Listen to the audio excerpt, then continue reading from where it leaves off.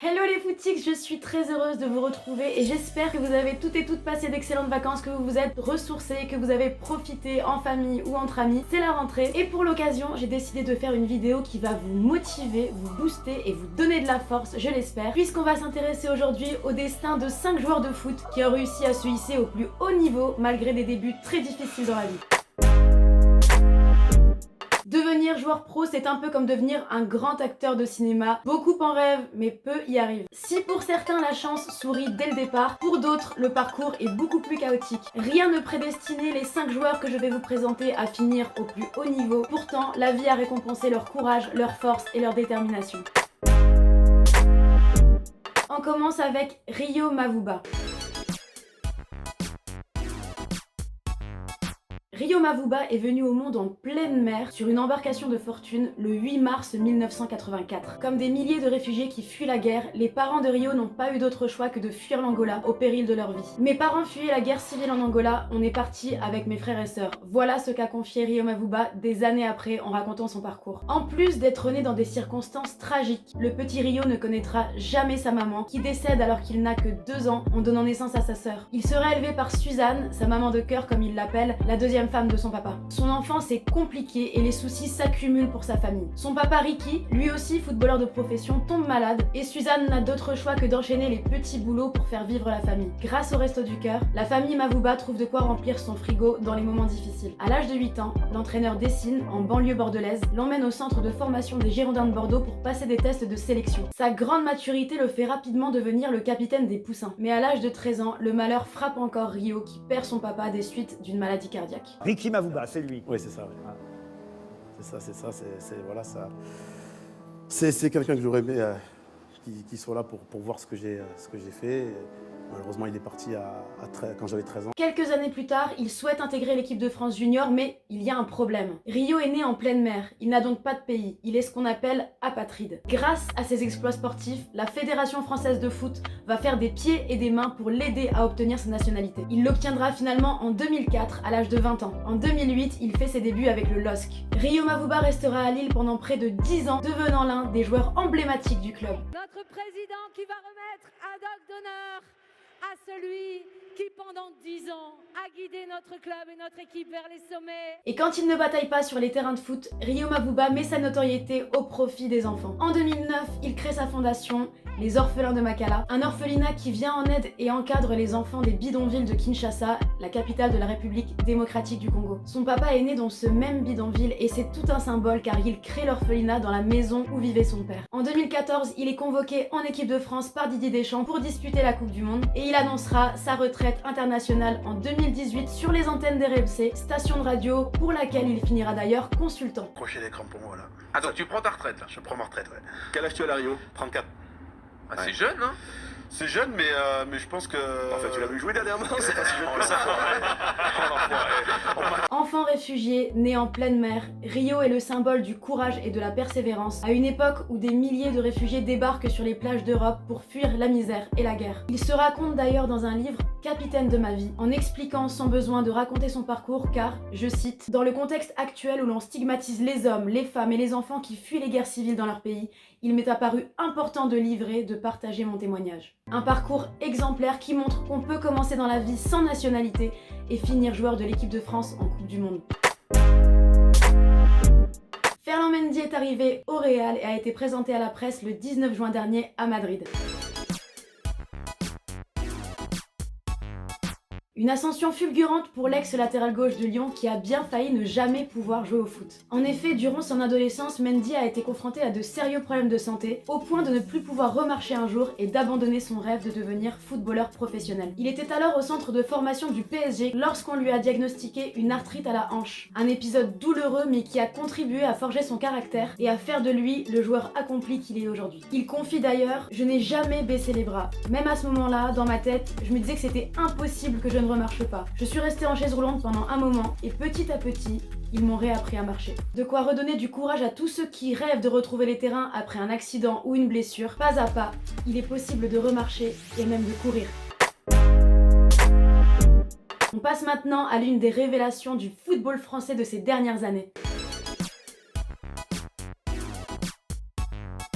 Né le 29 mars 1991 de parents maliens, N'Golo Kanté est l'aîné d'une fratrie de 4 enfants. Il grandit dans le quartier HLM des Géraniums à Suresnes, mais très vite, la vie se complique. Il perd son papa alors qu'il n'est âgé que de 11 ans. Mais très jeune déjà, les traits de caractère qui lui sont reconnus aujourd'hui apparaissent. Travail, respect des autres et humilité sont des préceptes qui ont forgé son éducation et qui ont fait de lui une personne très réservée, modeste et altruiste. Kanté grandit avec une passion, sa passion, le foot. Durant sa jeunesse, il est surclassé dans toutes les catégories de jeunes avec son équipe de Suresnes. Avec ce club, N'Golo montre au fil des années son énorme potentiel. Mais malgré ce potentiel évident, le monde professionnel ne lui ouvre pas ses portes. Comme beaucoup d'autres joueurs, il est jugé trop petit par les dénicheurs de talent. Et oui, en France, le talent se mesure encore au centimètre et lorsqu'on mesure 1m69, on est jugé trop petit pour les centres de formation français. Ce n'est qu'en 2012, à l'âge de 21 ans, qu'il attire enfin l'attention d'un club professionnel, celui de Boulogne-sur-Mer, qui évolue alors en Ligue 2. Petite anecdote d'ailleurs, on raconte qu'à l'époque, Kanté n'a pas le permis de conduire et se rend chaque soir à l'entraînement, soit en courant, soit avec sa trottinette. Déjà à l'époque, on dit de lui que c'est un joueur simple, avec la tête sur les épaules, humble, discret et travailleur. La vie n'est pourtant pas facile pour Kanté à cette époque. Il ne mange pas à sa faim et dort dans une auberge de jeunesse, faute d'argent, étant donné son contrat amateur. Il a donc dû, comme beaucoup, se débrouiller tout seul, mais sans jamais se plaindre et sans jamais demander quoi que ce soit. Son entraîneur de l'époque, Christophe Raymond, s'est dit impressionné par le mode de vie et la force du joueur. Sur les terrains, il impressionne par son endurance et son énorme présence dans l'entrejeu. Et ses prestations sont finalement récompensées car il est élu meilleur joueur de national et grâce à ça,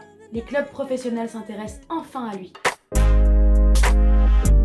Dès sa première apparition en Ligue 1, il inscrit son premier but face à Evian. Sur le terrain, Kanté confirme donc tous les espoirs qui étaient placés en lui. Et en dehors des terrains, il reste le même, simple et souriant. D'ailleurs, il se démarque tout de suite des autres joueurs qui claquent leur premier salaire dans des voitures ou des objets de luxe. Lui s'achète une Renault Mégane d'occasion pour pouvoir remplacer sa fameuse trottinette. Entre 2013 et 2015, Kanté réalise 2 saisons monstrueuses avec Caen. Il reçoit alors de nombreuses offres de clubs plus prestigieux. Leicester propose alors 9 millions d'euros. L'offre est acceptée. Un choix risqué à l'époque car le club se maintient de justesse. Et pire encore, l'entraîneur de l'époque, Ranieri, ne voulait pas de lui et l'avait fait savoir ouvertement. Mais fidèle à lui-même, Kanté impressionne à l'entraînement et devient d'ailleurs un titulaire indiscutable dans l'équipe surprise de la saison qui remportera, et c'est vraiment improbable, le titre de champion d'Angleterre. Ranieri fera d'ailleurs son mea culpa et dira du joueur « Il est partout, je ne suis pas surpris qu'un jour il soit à la réception de son propre centre et mette la tête ». D'après les statistiques, Kanté est à cette époque le meilleur milieu récupérateur de Première Ligue. En 2016, c'est la consécration. Il est convoqué pour la première fois en équipe de France. Et là encore, la bonne étoile de Kanté va briller puisqu'il inscrit son premier but le jour de son anniversaire.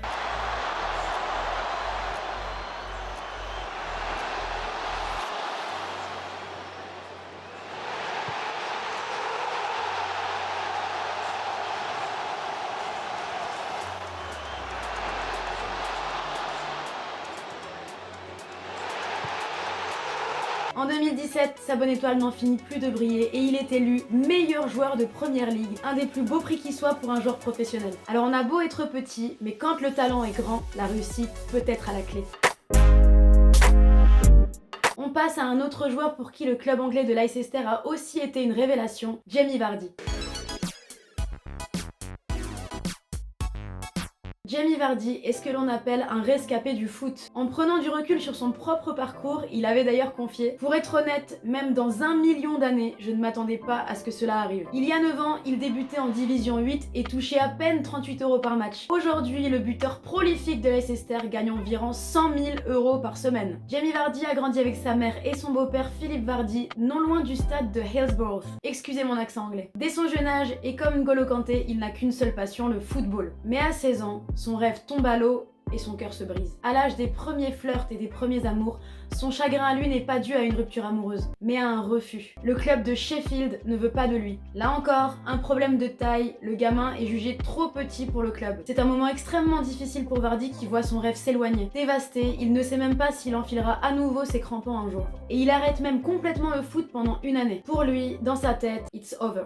Il est alors à des années-lumière de s'imaginer que quelques années plus tard, il finira meilleur buteur de Première Ligue. Revenu de nulle part, Jamie Vardy a avant tout pu compter sur son tempérament de battant. Un tempérament de feu, explosif qui lui a d'ailleurs valu le surnom de The Cannon. Et oui, s'il en est arrivé là aujourd'hui, c'est avant tout grâce à son sens du travail acharné. Il était toujours le premier à l'entraînement et le dernier à en partir, se souvient le président de Stocksbridge, club avec lequel il évoluait à l'époque. Un tempérament explosif, un peu trop parfois même, qui lui a valu au milieu des années 2000 d'être condamné à porter un bracelet électronique après une bagarre dans un bar. Et même s'il pouvait retirer son bracelet pour jouer, il ne pouvait pas rester jusqu'à la fin des matchs puisqu'il était assigné à résidence à partir de 18h30. La carrière de Jamie Vardy a réellement pris toute sa dimension à 29 ans, un âge qui pour certains attaquants signe le début du déclin. Pour des milliers de footballeurs qui évoluent en non-league, Jamie Vardy est devenu un véritable exemple, une icône. La preuve vivante qu'on peut revenir de loin, de très loin et atteindre le haut niveau. Sa success story est telle que les studios Warner envisageraient de faire un film sur sa vie avec, attendez, comme acteur principal, Leonardo DiCaprio ou Ryan Gosling. Elle est belle l'histoire.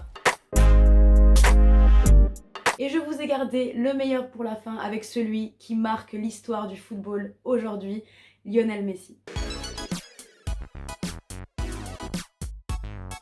Lionel Messi est né à Rosario le 24 juin 1987. Rosario, c'est ici, à 285 km au nord de Buenos Aires. Troisième enfant d'une fratrie de 4, Lionel Messi commence à jouer au foot dès l'âge de 4 ans. Repéré en 1995 par le grand club local des Newell's Old Boys, dur à dire ça, hein. Il intègre les équipes de jeunes et commence à impressionner ses formateurs. Mais 2 ans plus tard, coup dur, le diagnostic tombe. Le petit Léo souffre d'un problème de croissance. Il lui est impossible de grandir naturellement sans passer par un traitement. Problème, ce traitement coûte extrêmement cher, plus de 1000 $ par mois. Bien trop cher pour la famille de Messi qui n'arrive pas à en assumer le coût. Après des recherches plus ou moins fructueuses, une solution va être trouvée et cette solution s'appelle FC Barcelone. En mars 2001, Lionel Messi intègre la Masia, le centre de formation Blaugrana, en échange du paiement par le club de son traitement. Et dès le départ, le petit Argentin éblouit. 21 buts en 14 matchs avec les cadets. Il est ensuite surclassé en réserve et signe son premier contrat pro en 2004. Le 16 octobre, il est propulsé dans le grand bain par Franck Rijkaard,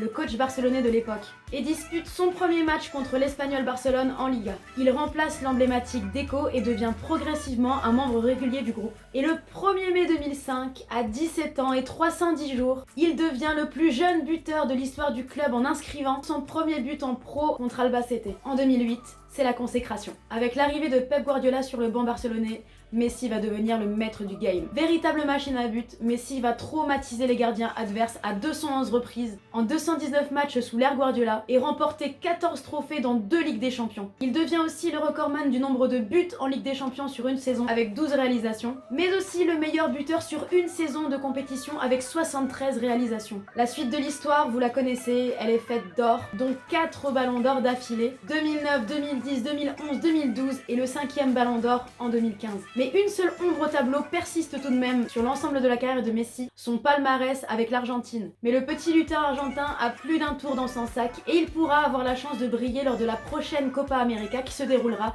on le rappelle, en Argentine et en Colombie. Et pourquoi pas, après tout, puisqu'un problème de croissance ne l'a pas empêché de devenir l'un des meilleurs joueurs de l'histoire.